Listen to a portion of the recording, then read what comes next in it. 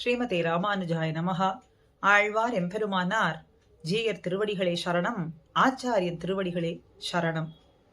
எம்பெருமானிடத்திலே ஆழ்ந்த பக்தி கொண்டவர்கள், அவனை அனுபவிக்க வேண்டும் என்றே துடிதுடித்தவர்கள், எப்பொழுதும் அவனை விட்டு விலகாதிருக்க வேண்டும் என்று விண்ணப்பம் செய்தவர்கள், பிரார்த்தித்தவர்கள், திவ்யசூரிகள், ஆழ்வார்கள், எம்பெருமானாலே மயர்வர மதிநலம் அருளப் பெற்றவர்கள்.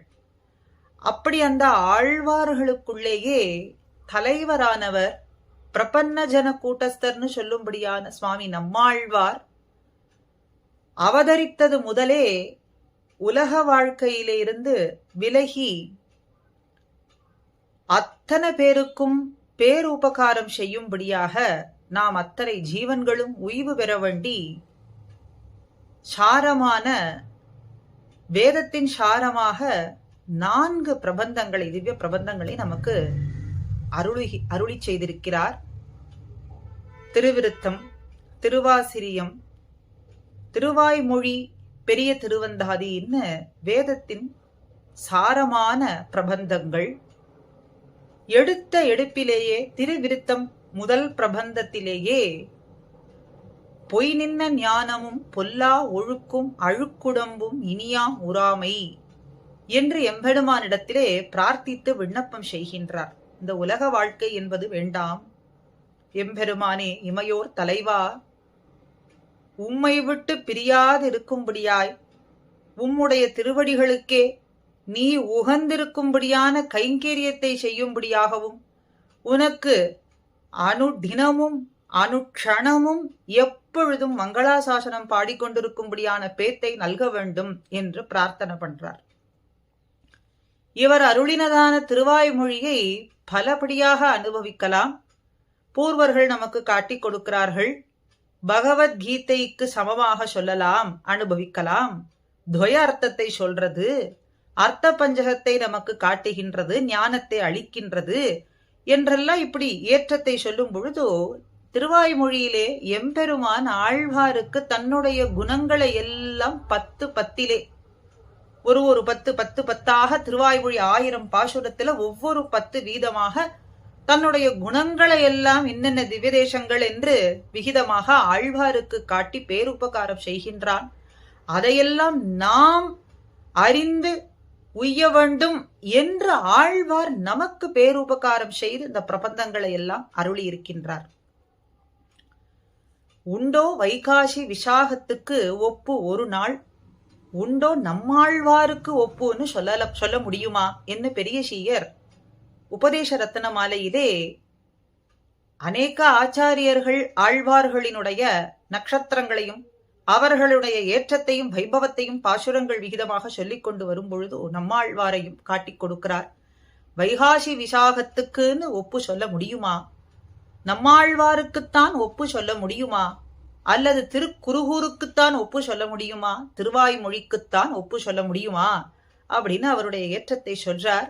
வைகாசி விசாக உற்சவம் அத்துணை திவ்ய தேசங்களிலும் கோலாகலமாக நடந்து கொண்டிருக்க நாம் அனுபவிக்க இருப்பது ஆச்சாரியன் அருளாலேயும் ஆழ்வார்களினுடைய அருளாலேயும் ஆச்சாரிய ஹிருதயமும் திருவாய்மொழியும் என்று நாம் இங்கே சில பகுதிகளாக அனுபவிக்க இருக்கின்றோம். இது குறைந்த நேரத்திலே நாம் அனுபவிக்க வேண்டியதா இருக்கிறதுனாலே சில பகுதிகளாக நாம் இங்கே கொடுக்க முயற்சி செய்கின்றோம். ஆக நாயனார் ஆழ்வாரினுடைய இந்த பிரபந்த சாரத்தை, பொதுவா ஆச்சாரிய ஹிருதயம் உயர்ந்ததான பிரபந்தம், மற்ற பிரபந்தங்களில் இருக்கக்கூடியதான பாசுர சொற்களை கொண்டே அமைந்திருக்கும். அப்படியே ஸ்ரீசுக்திகள்லாம் அமைந்திருக்கும் ஆச்சாரிய ஹிருதயத்திலே. ஆக நாயனார் திருவாய்மொழியிலே ஆழ்வாரினுடைய மனோபாவத்தை எடுத்து நமக்கு இங்கே காட்டுகின்றார். அதைத்தான் நாம் அனுபவிக்க இருக்கின்றோம். ஆழ்வார் தானான தன்மையை விட்டு பெண் நிலைமையை அடைந்து பல பாசுரங்கள் சாதித்திருப்பதை நாம் பார்க்கலாம். பெரியாழ்வாரும் யசோதை பிராட்டியினுடைய மனோபாவத்திலேயே எப்படி கண்ணனை தாளாட்டி சீராட்டி வளர்த்திருப்பாள் அப்படின்னு சொல்லும் விதமாகவும், ஆண்டாளோ இயற்கையிலேயே பெண்ணாக அமைந்ததனாலே அவள் தன்னுடைய பாசுரங்களை சொல்கின்றாள் என்று சொல்றது போலே இங்கே நம்மாழ்வார் பராங்குஷ நாயகியாக, தாயாக, மகளாக என்று இப்படி சில அவர் அருளினதான பிரபந்தத்திலே இந்த நிலைமையை அடைந்து அவர் சாதித்திருக்கக்கூடியதான பாசுரங்களை நாம் பார்க்கலாம். தானான தன்மையை விட்டு இந்த பெண் தன்மையை அடைந்து இப்படி பாசுரங்கள் சாதிப்பதற்கான நிலை என்ன, எதற்காக அப்படி சொல்ல வேண்டும் அப்படின்னு கேட்டால், ஆழ்வாருடைய பெண் பேச்சாக வரக்கூடிய பாசுரங்கள் அது எதற்காக அப்படி வந்தது அப்படின்னா, பிரபந்தங்களுக்கு வியாக்கியானம் அருளி செய்த நம்பிள்ளை, பெரியவாச்சான் பிள்ளை ஆகியவர்கள் இந்த நிலைக்கான காரணத்தை ஆராய்ந்து நமக்கு காட்டுகின்றார்கள். எம்பெருமான் ஒருவனே பரமபுருஷனானவன், புருஷோத்தமன். மற்ற ஆத்மாக்கள் அத்தனை பேருமே பெண்களே. ஆகையால் பெண் தன்மை இயற்கையானது அப்படின்னும் அவர்கள் காட்டுகின்றார்கள். அழகிய மணவாள பெருமாள் தன்னுடைய ஆச்சாரிய கிருதயத்தில வித்யை தாயாக பெத்து அப்படின்னு சூத்திரம் 121 காட்டி கொடுக்கிறார்.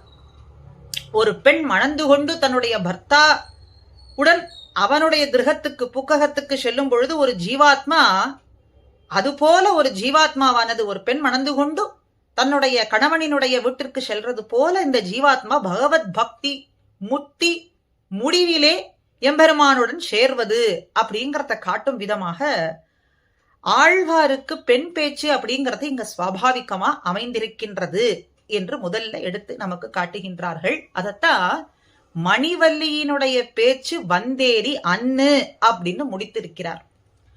இங்க நம்மாழ்வாருக்கு திருவிருத்தத்துல பெண் நிலையிலே மணிவல்லி அப்படிங்கிற நாமத்தையும் சொல்லி அவரே நமக்கு காட்டி கொடுக்கிறார். அந்த நாமத்தை சொல்லி மணிவல்லியினுடைய பேச்சு வந்தேரி அன்னு, அது வந்தேரி கிடையாது அப்படின்னு சொல்றார். ஆக ஆழ்வார்னுடைய பெண் பேச்சு சுவாபாவிகமா இருக்கு அப்படின்னு காட்டுறார். பிள்ளை லோகாச்சாரியார் தம்முடைய அஷ்டாதச ரகசியங்கள்ல ஒன்றான நவவித சம்பந்தம் நாம் இதற்கு முன்னே சில பகுதிகள்ல பார்த்தது. அதுல நவவித சம்பந்தம் அப்படிங்கிற நூலில எம்பெருமானுக்கும் ஜீவாத்மாவுக்கும் உள்ள சம்பந்தம் இருக்கே, அது பிரிக்க முடியாது அப்படின்னு 9 விதமான சம்பந்தங்களை நமக்கு காட்டி கொடுக்கிறார். அதுல பர்த்ரு பாரியா அப்படிங்கிற சம்பந்தத்தை சொல்றார். இப்ப பார்த்தது போலே பெரியாழ்வாரோ மற்ற ஆழ்வார்கள் ஆண்டாளோ இப்படி பெண் நிலைமை எய்தி, ஆண்டாள் இயற்கையாகவே பெண் நிலையிலே இருந்து சாதித்தாள். திருமங்கையாழ்வாரும் நம்மாழ்வாரும் தலைமகளாகவும் தாயாகவும் பாடல் அருளி செய்திருக்கிறார்கள். இங்க திருமங்கையாழ்வார் 2 திருமடல்கள், சிறிய திருமடல் பெரிய திருமடல், ரெண்டிலுமே முழுமையாகவே பெண் பாசுரங்கள். திருநெடுந்தாண்டகத்துல 8 தலைமகள் பாசுரங்கள், 10 பாசுரங்கள் தாய் பாசுரங்கள். இவர் தலைமகள் நிலையிலே ஒரு பதிகத்தை ஊடலாகவே அருளி செய்திருக்கிறார். பெரிய திருமொழியிலேயும் 24 திருமொழிகள் தாய் நிலையிலே தலைமகள் நிலையிலே அமைந்திருக்கு. இப்படி நாம் பிரித்து பார்க்க போனால் சில பதிகங்கள் யசோதை ஆய்ச்சி அப்படி நிலைமையிலேயும் அருளி செய்திருக்கிறார் திருமங்கையாழ்வார். இவர் பாடல்ல தோழி பாசுரங்கள் இல்லைன்னு சொன்னாலும் கூட தலைமகள் தோழியினிடத்துல சொல்றது போல அமைந்திருக்கு. அதையும் நாம் பார்க்க முடிகின்றது. நம்மாழ்வார் திருவிருத்தத்துல முதல் கடைசி பாசுரங்கள் தவிர மற்றது எல்லாமே பெண் பாசுரங்கள், பெண் நிலையிலேயே அமைந்திருக்கு. அப்ப இந்த பெண் தன்மை ஆழ்வாருக்கு எதனாலே ஏற்படுகின்றது அப்படின்னா, ஞானத்தில் தன் பேச்சு, பிரமேயத்தில் பெண் பேச்சு அப்படின்னு சூத்திரம் 148 ஆச்சாரிய ஹிருதய சூத்திரத்தை எடுத்துக்கொண்டோம்னா, ஞான நிலையிலே தானான நிலையிலே நின்று பேசுவார் ஆழ்வார். அதே அன்பு நிலையிலே பார்த்தா பெண் பேச்சாக இருக்கும். இதுக்கு என்ன அர்த்தம் அப்படின்னு கேட்டா, அதுக்கு அடுத்த சூத்திரத்துல சொல்றார் 116வது சூத்திரம்.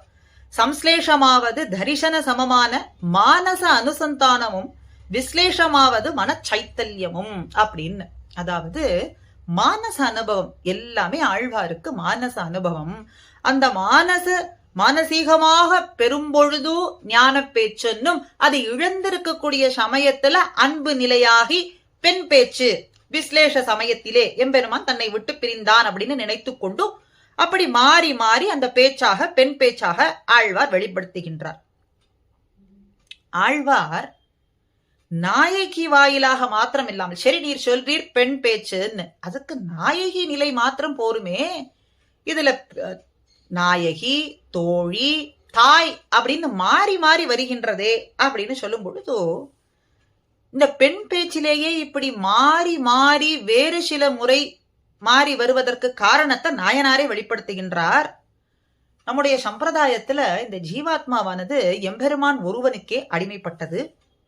நமக்கோ பிறருக்கோ சேஷம் அன்னு, சேஷியான எம்பெருமானுக்கே அடிமைப்பட்டது அப்படிங்கிறது மிக முக்கியமானது.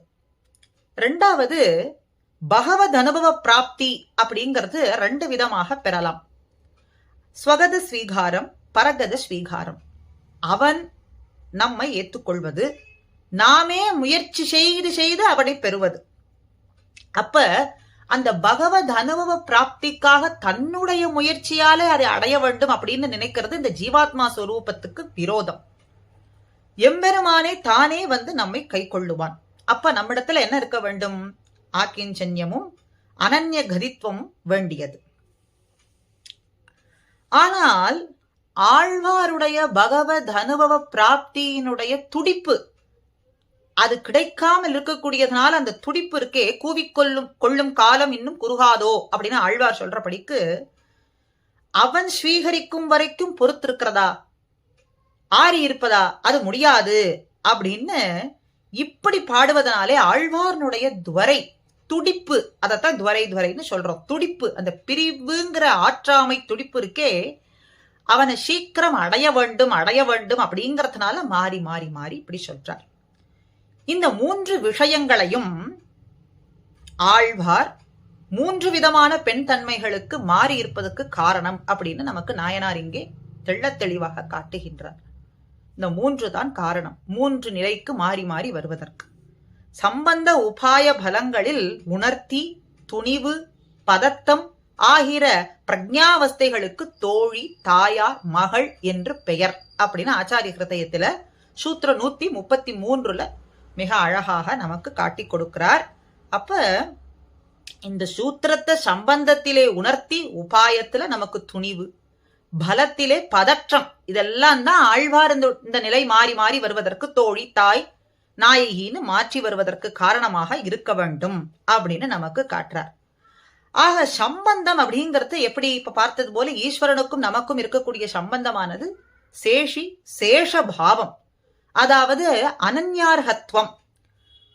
அப்படின்னா ஈஸ்வரனை தவிர தனக்கோ பிறருக்கோ உரியவன் அல்லன், அவனுக்கு மாத்திரமே நாம் உரியவன், இது அவனுடைய சொத்து. அப்ப உபாயம் அப்படின்னு சொல்லும் பொழுது பகவத் பிராப்தி, அந்த பகவத் அனுபவ பிராப்தின்னு சொல்றோமே, அதுதானே பலன், அதுதானே இலக்கு, நாம் அடைய வேண்டியது, பெற வேண்டியது. அதுக்கு உபாயமா சொல்லப்படக்கூடியதான கர்ம ஞான பக்தி அப்படிங்கறதெல்லாம் உபாயங்கள் அன்னு. அப்ப எது உபாயம்? சித்தோபாயமான எம்பெருமான் தான் நமக்கு உபாயம். அதுதான் தப்பாத உபாயம், நமக்கு பேற்றை பெற்றுக் கொடுக்கக்கூடியதான உபாயம். அப்ப அதுக்கு அடுத்தது, ஆக சேத்தனனுக்கும் ஈஸ்வரனுக்கும் உள்ள சம்பந்தம் சேஷசேஷி. எம்பெருமான் சேத்தனனுக்கு, எம்பெருமானுக்கே இந்த சேத்தனன் உரியவன் அப்படிங்கிற நிலையை உணர்த்தி, அதாவது சம்பந்த ஞானம் தோழி பேச்சாக ஆழ்வாரிடத்துல அமைந்திருக்கு. அப்ப எம்பெருமானுக்கே நாம் உரியவன் அப்படிங்கிறத உணர்த்தக்கூடியது தோழி நிலையிலே ஆழ்வார். எம்பெருமானே நம்மை கை கொள்ளுவான் என்பது உறுதி, துணிவு வேண்டும், அதான் உபாயத்துல துணிவு. அது தாயார் பாசுரங்களாக ஆழ்வாரிடத்திலிருந்து வெளிவருகின்றது. பகவத் பிராப்தியாகிற பலம் அப்படிங்கிறது எப்பொழுது கிட்டும் அப்படிங்கிற பதற்றம், துவரை, அதெல்லாம் மகள் பாசுரமாக, அதாவது நாயகி பாசுரமாக ஆழ்வார் இங்கே வெளியிடுகின்றார். ஆக 3 பார்த்ததுல எம்பெருமானுக்கே உரியவன் அப்படிங்கிறது தோழி, எம்பெருமானே நம்மை கை கொள்ளுவான் என்பதுல உறுதி, அது தாயார் பாசுரங்களாக, பகவத் பிராப்தியாகிற பலம் பெறுவதில் பதற்றம், அதுதான் நாயகி அப்படின்னு இந்த 3 நிலை. இந்த 3 நிலைகளிலே ஆழ்வார் பாசுரங்களை ஆச்சாரிய ஹிருதயத்திலே தொகுத்தளித்திருக்கிறார். அது என்னன்னா சூத்திரம் 134. ஷஹி வெறி விலக்கி ஆசை அறுத்து அறத்தோடு நின்ன மூன்னில் அனன்யார்ஹத்வமும் வாடி மெலிந்து பித்தேரி ஏறப்பேசி கட்டியெழிந்து அகன்னு சார்வதே வலித்தனமை சாதனமாமோ என்று மாதா அஞ்சி முறைப்பட்டு முறையிடுகின்ற ஏழில் அத்தியவசாயம் அப்படின்னு இந்த சூத்திரம் பெரிய சூத்திரம்.